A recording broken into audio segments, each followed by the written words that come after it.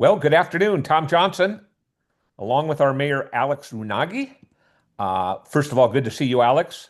Good to see you, Tom. Great to be with you. The countdown is on as we approach next week. And with that, in the near future, we've invited a couple of other guests to join us today on Laguna Fair Game Laguna. One is our good friend and Mayor Pro Tem Mark Orgel. Mark, good to see you. Good to see you. Thank you, Tom, for inviting me. And our city attorney, Megan Garibaldi. She's on here to make sure everything's legal. Hi, Megan. Hey, Tom. So good to see you. Good to see you. Well, Alex, before I jump over to them, couple days left. I was in Newport Beach this morning and found out I'm getting a proclamation on Tuesday night from Joe Stapleton. And I thought, if I push this right, might be able to get, because I know you personally, so that's two proclamations, and maybe I could do the trifecta and call John Stevens and get a proclamation that night and get a proclamation all from all three cities. Boom, boom, boom. But I'm not holding my breath. Well, we Yeah. had it written and ready to go, but I think it's at the same time as your Newport proclamation. Okay. Otherwise, I would have had it ready. But that's Okay. well deserved, Tom, that you're getting No, a I'm sort of proclamation worried from about it Newport. because I made fun of Joe Stapleton, who's the mayor in Newport Beach. There was a dinner a month ago, and I got up at the dinner and I kind of made fun of Joe and said the only reason I took the MC role of the dinner was because somebody promised me a proclamation from Joe Stapleton. So I don't know if it's going to be a joke coming through. Anyway, let's get to important stuff. Are you kind of excited to be able to take a deep breath and step down from mayor and just go right back to city council?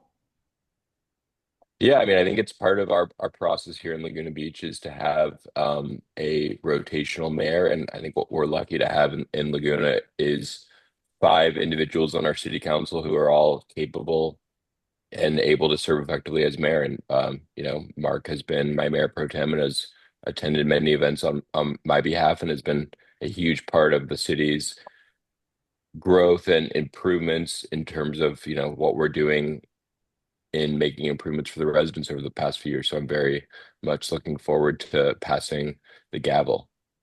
And I'm very excited to see Mark potentially come into that role. Mark is he's kind of he's a close family friend in that he and my daughter Ashley, who once upon a time was at Visit Laguna Beach, she and Mark work very closely together, and I think it's a mutual admiration society between the two of them.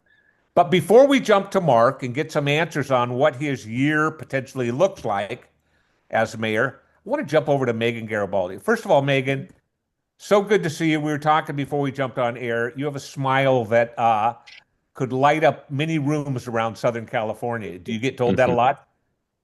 Not all that often. Usually that's not the nice things that they say Well, to lawyers, but yeah, I know. I was saying like, what am I saying here? You're an attorney. Of course, you're not smiling like that in court actions. So tell me, what are the biggest issues facing you in Laguna Beach these days from a city attorney standpoint? we have a lot going on. We are, the city attorney's office does a lot of things. One of our biggest goals is to keep litigation down. So we've had that is sort of in the last 2 years been one of our priorities for the city attorney's office is, and a lot of like we get a lot of people trip on the sidewalk and sort of those sorts of things. So we have a big goal of reducing those small lawsuits that are time consuming and affect our insurance and everything like that. And then we have a lot of state laws that affect the city, and we have a lot of focus on that these days. And we're trying to institute best practices to help with that, and then we've done that in different ways. Um, we have a lawyer at Planning Commission in DRB now that wasn't always Laguna's practice. And that's a lot to do with the fact that state housing laws have become very complex. And Yeah. it's just Okay. a different game than it was, say, a decade ago. So I Um, was gonna say, why beat around the bush? I mean, state housing laws have put such a burden on cities in so many different ways because it's such new stuff. It's making demands on communities to potentially build more in communities, and if you don't follow state processes, you can lose control of your permitting issues and everything. So why don't you talk about it and tell us how well we're doing in Laguna Beach on all the housing laws?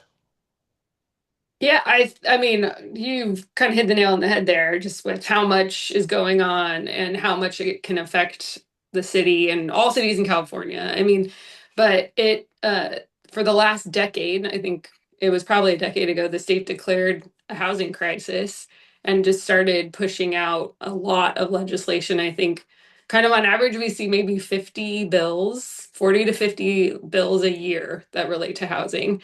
And not all of those affect Laguna, but a lot of them do.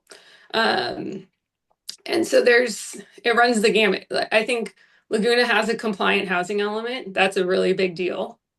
We've heard a lot about the builder's remedy in this housing element cycle. And and a builder's remedy project is a very scary proposition. And so thankfully, Laguna has a compliant housing element. And one of our big goals is to keep it that way. You can lose certification of your housing element if you don't comply with housing laws, if there's a judgment against you that says you're intentionally not complying. Um, and so that's something we keep an eye on, is to make sure our housing element stays in the right. We are actually we're more than halfway through this housing element cycle. So actually we're going to start in the very near future planning for our next housing element cycle. So that will be a big focus for us too. And then in that housing element, the housing element law are a lot of requirements to comply with other housing laws. So, we had to update our ADU ordinance, for example, to comply with state housing law. And what's sort of unique about Laguna is that our whole city almost is in the coastal zone. And the interplay between the Coastal Act and housing laws is just a very complex thing. And so we spend a lot of time trying to walk what is a very fine line about how those two laws meet each other, those various laws meet each other. So am I correct in this when the new housing laws, the most recent ones came down, basically assigning, new units and things to communities across the state and things like that. One of the things that was involved in there was, counting ADUs and things like that. And it almost seemed initially like ADUs were going to become the Wild West. Like, oh, I want an ADU on my property. I'm going to put it right here. And, in a town like Laguna Beach, which is not a traditional town where you have lots running all the way down the street, behind a sidewalk, on a straight street through. It's everything but that.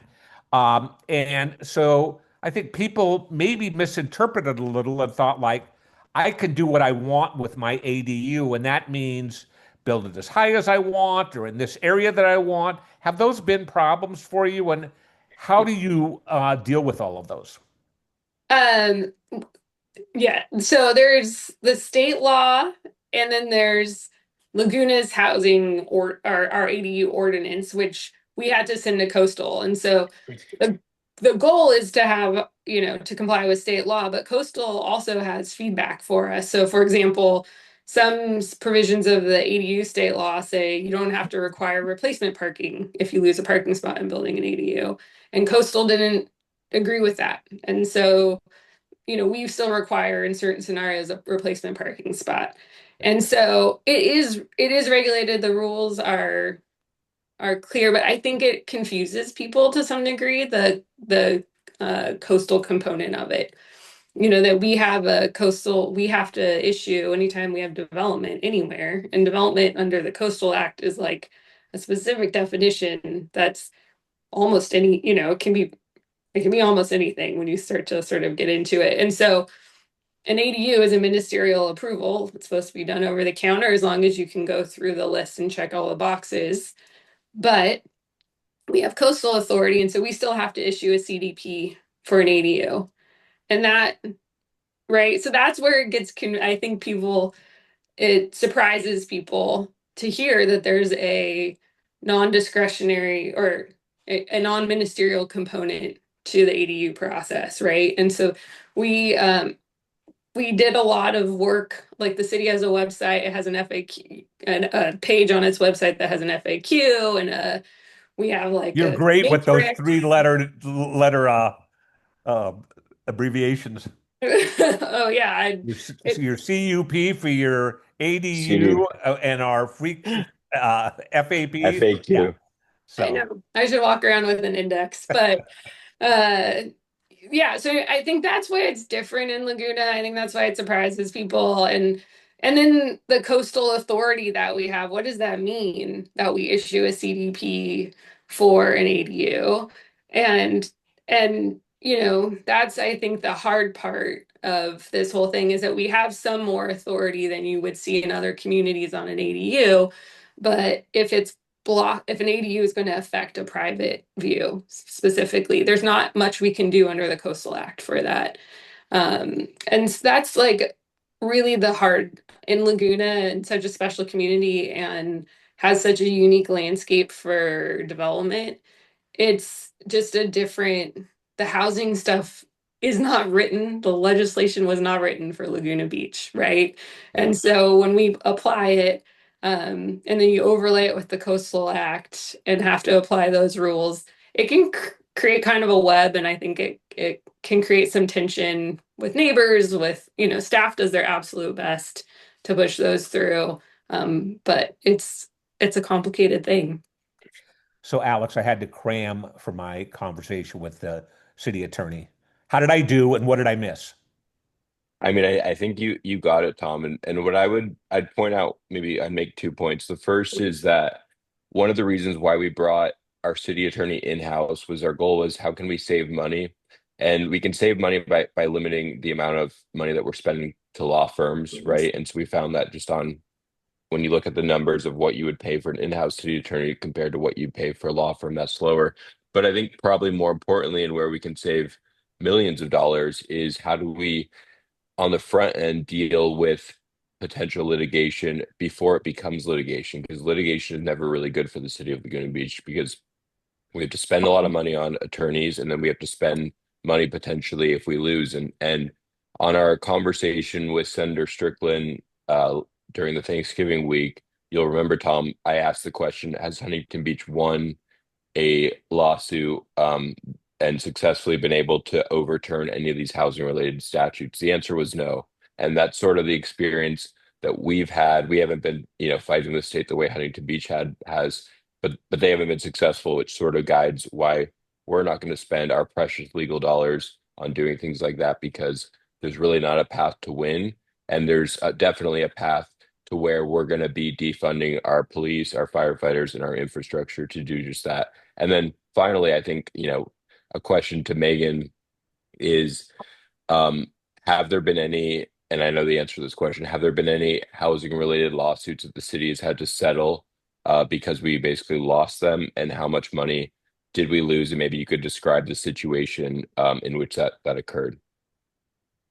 So there is sort of one in at least recent history that I think comes to the forefront. We had a lawsuit related to a DRB decision that I think was in 2020.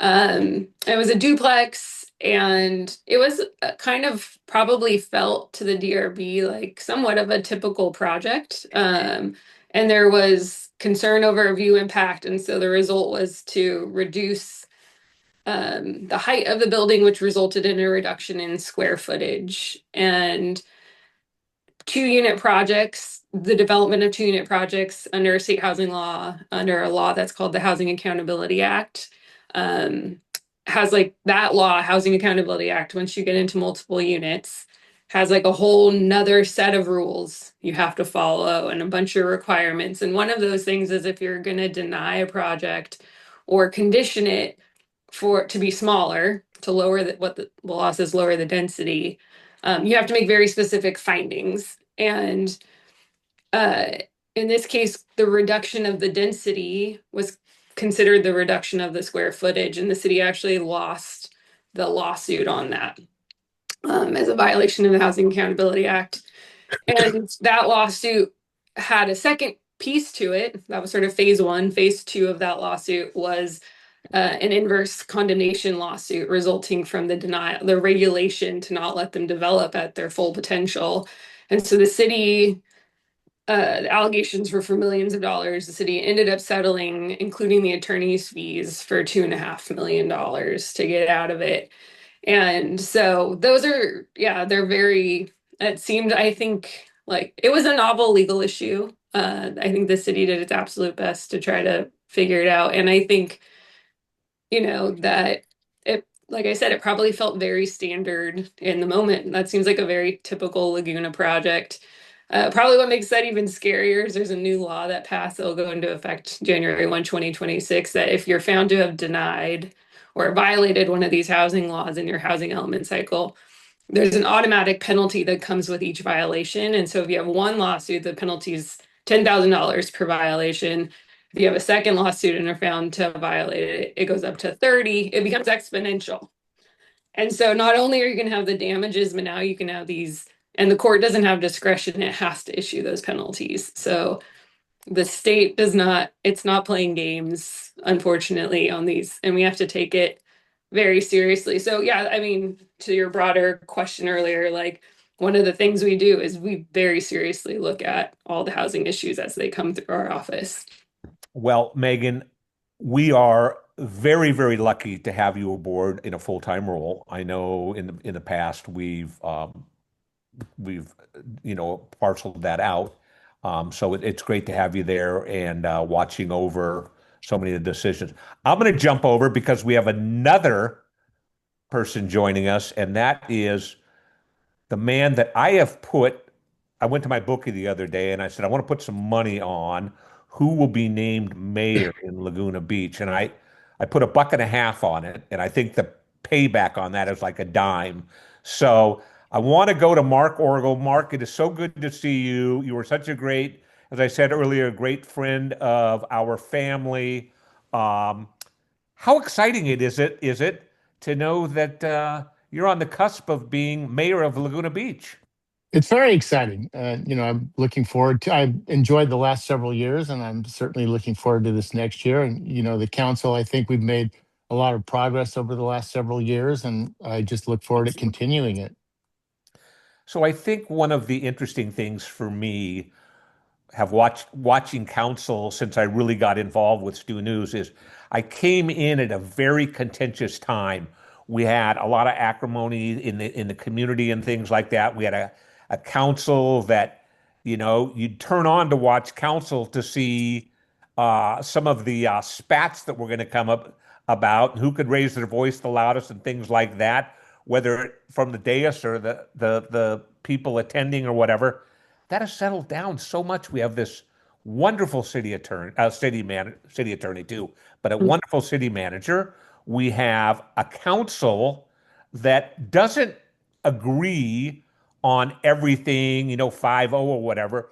It's a council that very much discusses different issues and everything, but it's a council that gets along with themselves and can make the best decisions for Laguna Beach. And you're a big part of that. So that's got to be an exciting part of it going forward, that some of that other stuff is behind us now. It is. It is exciting to be a part of that, and I think that this council has made a concerted effort working on communications.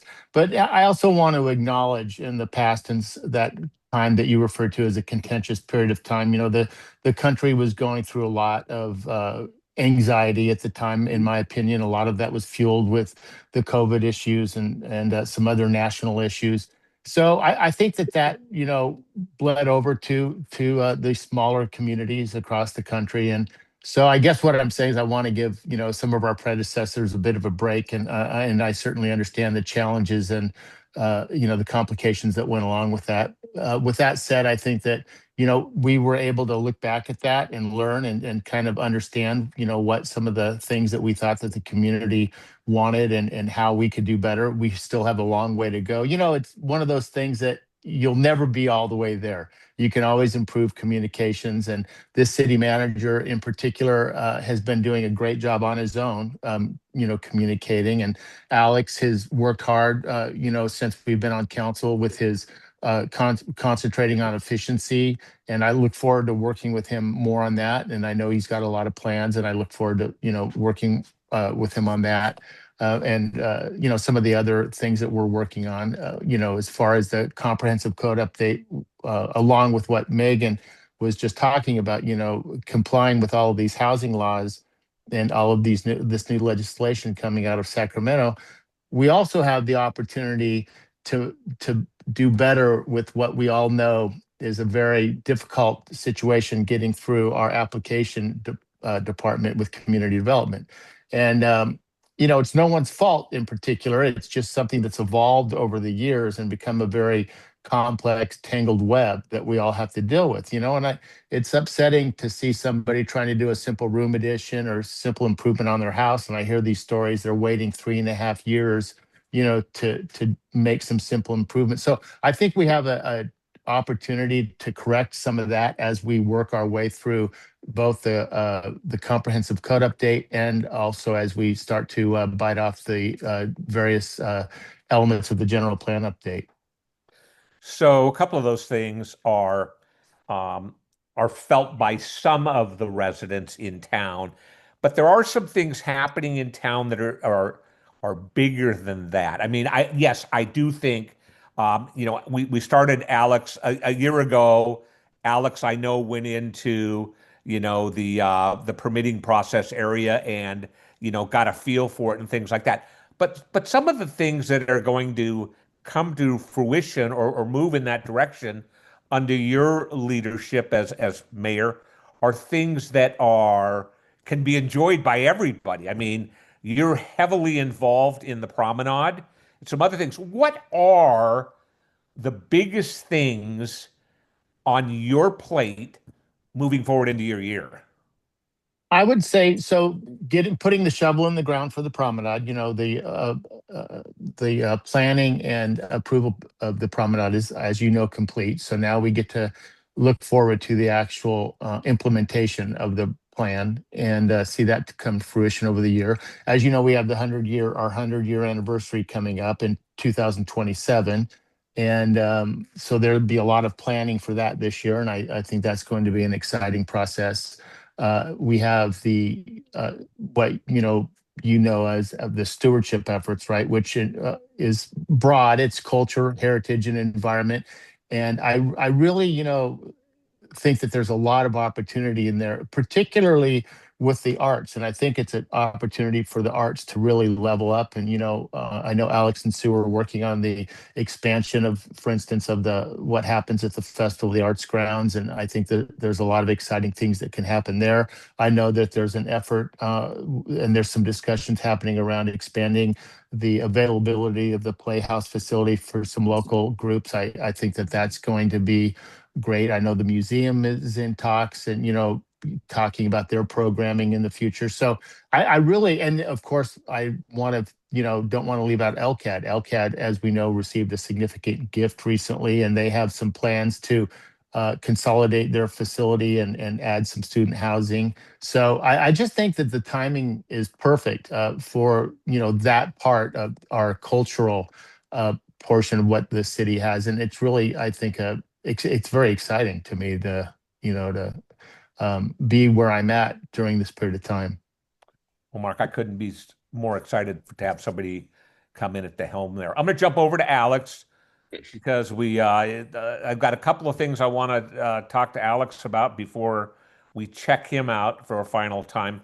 Uh, First of all, Alex, I'm giving an A plus for your past year. I think you were very accessible. You were, at a tremendous amount of things. I don't know how you stayed employed because you spent more time on city projects than I'm sure you did on your own job.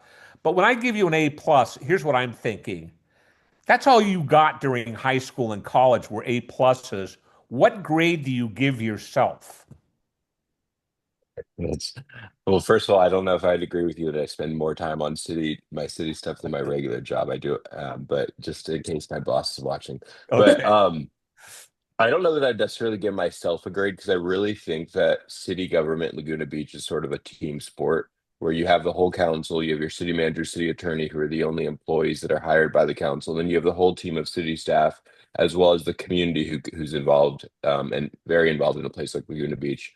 And so I would say that like when I gave my state of the city address, I talked about three focuses and then a core concept. And the three focuses were public safety, infrastructure, and efficient government services. And then the core concept was what Mark was alluding to, which is sort of the cultural identity of what makes Laguna Beach unique as we approach our 100th year anniversary. So public safety, I think we've done a great job of on public safety, which is the most important role of local government because only the government can provide public safety. We this year when Mark and I joined the council in 2022, the first vote that we had was a closed session item related to the Police Employees Association negotiations. And at the time, there were a lot of vacancies in the department.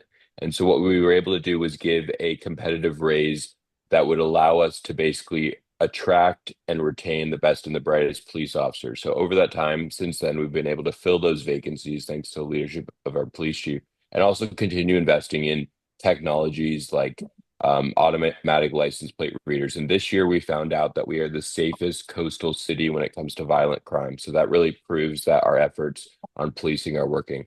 Fire mitigation is probably the most important thing that we deal with because it's in a place like Laguna Beach. The question is not if, but when the next wildfire is going to happen. We have continued investing in our wildfire preparedness after the Palisades fire. We updated our 2019 wildfire safety plan where we spent $25 million on how we can mitigate the risk of wildfires. And, we updated our plan. And what we really saw with the Rancho fire in July was that it was really an amazing thing to watch in that all levels of city government were working hand in hand to put the fire out. And that was also due to preparedness efforts. We had a heliopod station that was installed as part of that 2019 plan. That was a game changer when it came to putting out that fire. We had fuel modification. It took 3 years to get to the Coastal Commission and Sequest. We have to figure out how we streamline that. But that was in place, and that helped, slow down the fire so that the firefighters could take it out. So I'm really proud of what we've done on public safety infrastructure.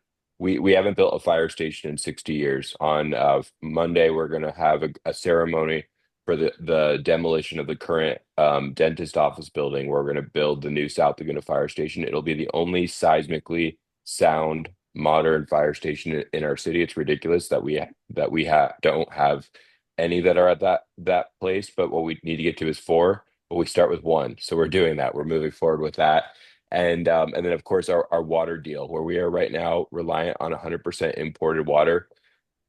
Through negotiations with the city of Newport Beach and city of Fountain Valley, we were able to come up with an agreement to build a well in Fountain Valley that's going to provide two-thirds of our water supply locally and saved ratepayers $800,000 a year. I was at the water conference this week, and what I find it insane is the complacency of water leadership in the state of California, where they're all just, sort of okay with the status quo. And I think I was proud that in Laguna Beach, we're doing the exact opposite and thinking not just about what's happened in the past, but how do we have local water reliability for the next 100 years. And then government efficiency. The number one inefficiency in the city of Laguna Beach is our permitting process. Mark alluded to this, alluded to this, and so did you, Tom. And I think as a council, we've asked for data every month. Community Development Department's giving us an update on the timeline to do a permit. We've gotten rid of red tape like the real property reports, which really provided no value to anyone, but just created a lot of backlog. And then we have a new community development director who's done a great job, and we need to continue doing that. And then at the policy level, we have our phase one of our design review efficiency ordinance, which is going to go through the planning commission and then to us. That's a big deal. That'll save a lot of time in the process. And then objective standards, which Mark was talking about. There's so much more to do, in government, you can never just be complacent. You always have to have a sense to want to make things better and just not just do things the way they've always been done, but do them in the most efficient, common sense way possible. And I think we're doing that. And then finally, I think the cultural vitality of Laguna Beach, the best example that I saw of this over the past year was what we had with the Jack Johnson concert, where for years the Irvine Bowl has been essentially vacant for most of the year, and most of the residents that I know have always asked the question why, and we just assume that's the way it has to be. And so this Jack Johnson concert was a magical weekend because it really brought the community together. It our downtown was vibrant. We had all the stores filled, or all the restaurants filled. Our hotels were doing great, which gives more TOT money to fund our infrastructure. And probably most importantly of all, the residents were able to come together and enjoy a cultural experience. And cultural experiences like that are what define an artist colony like Laguna Beach. So I'm really proud of last year. It's really not a testament to me. It's a testament to, I think, all of us working together, at the city council level, city staff level, and community level. And I'm just very optimistic about the future and how we continue to make changes and not be complacent about just doing things the way they've always been done. Well, that's it in a nutshell. You have I was going to have a follow-up question that said, "What's your proudest accomplishment?" But there's so many of them that I commend you and the rest of the council on just a great year. And the city is so blessed to have all three of you in the leadership of the city. I commend you all for your commitment to making this town as good as it can possibly be, and wish you each a very happy holiday going forward. Alex, I have so enjoyed the past year meeting with you every week. It's been such a invigorating thing for me to be around somebody so bright and so young to learn so many different things. So I thank you for that, and I wish you all well. Thank you. Thank you, Tom. It's been a pleasure to do these weekly conversations with you. So Thanks, Thank Mark. you, Tom. Thanks, Megan. thank you. Thanks, Thank Tom. you.